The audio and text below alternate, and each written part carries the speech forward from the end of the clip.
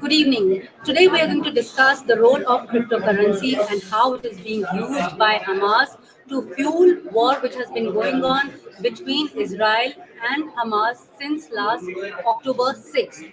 This year, October 6th, the war started and now investigations done not only by Israel Defense Forces but also America reveal that cryptocurrency was being used to fuel the war which has been going on. In fact, the investigations reveal that the money was being channelized not only to Hamas but also Palestinian Islamic Jihad and also Hezbollah. In fact, these three terror organizations received close to $4.1 million.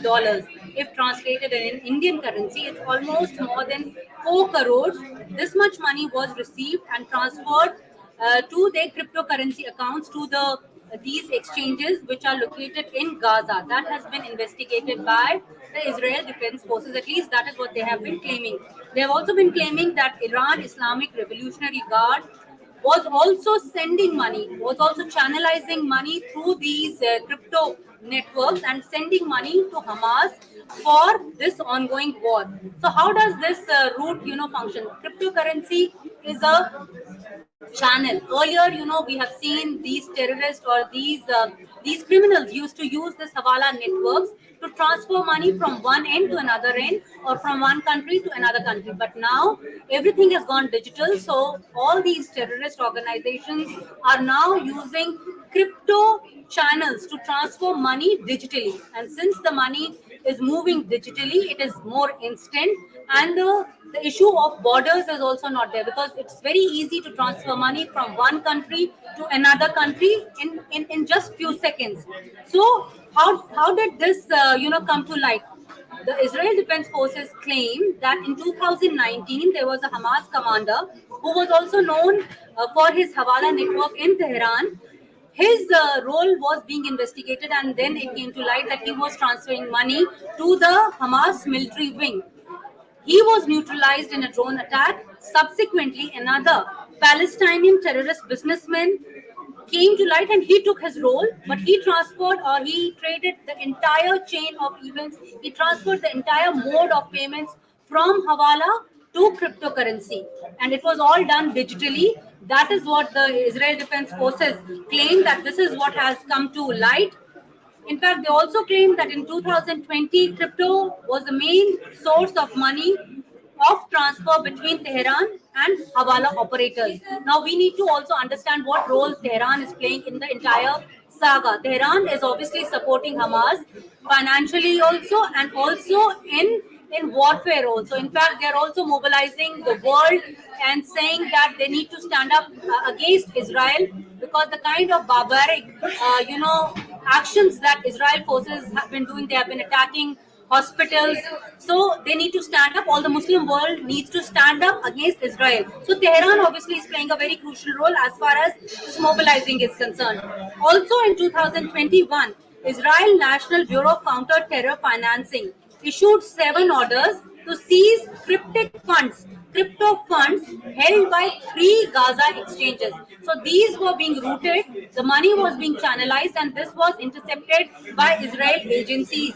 In fact, NBCTF also detected large chunks of money which was being sent to these exchanges, which was being used by Hamas. They were either being encashed or they were being used for buying weapons, rockets, and even aircraft. So this is the claim of Israel Defense Forces, that how this money was being routed digitally by these operators. In fact, there's a global body responsible for tracking money laundering. That is FATF, Financial Action Task Force. In fact, they have also warned nations worldwide over the usage of crypto assets by criminals, by gangsters, by terrorists. They say that these transactions or this channel has become haven because it is very difficult to track.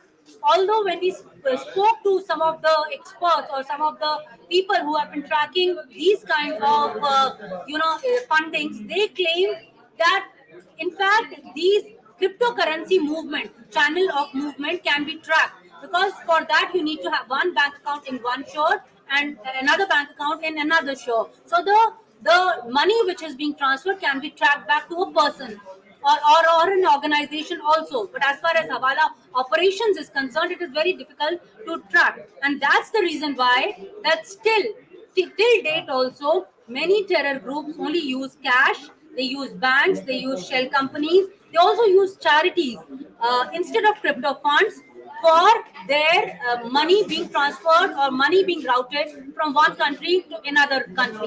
In fact, the UN report, in 2022 claimed that cryptocurrency only had 5% of share as far as the terror attacks were concerned. However, this percentage obviously has gone up to 22% this year, that is in 2023. So obviously it is also gaining a lot of attraction because the money is moving digitally.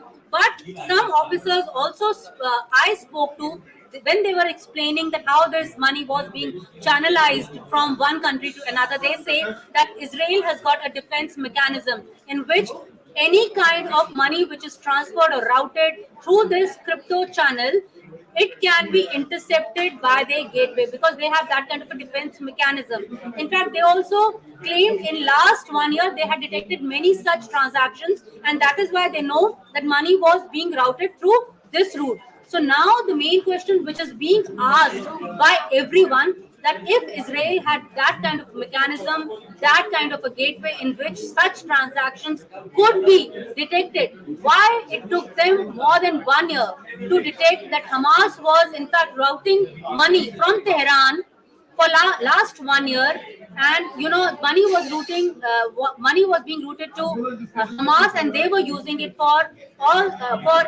accumulating and assembling all this kind of weaponry. So this question is obviously being asked by many experts.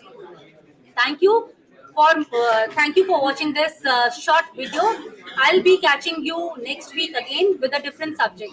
Thank you.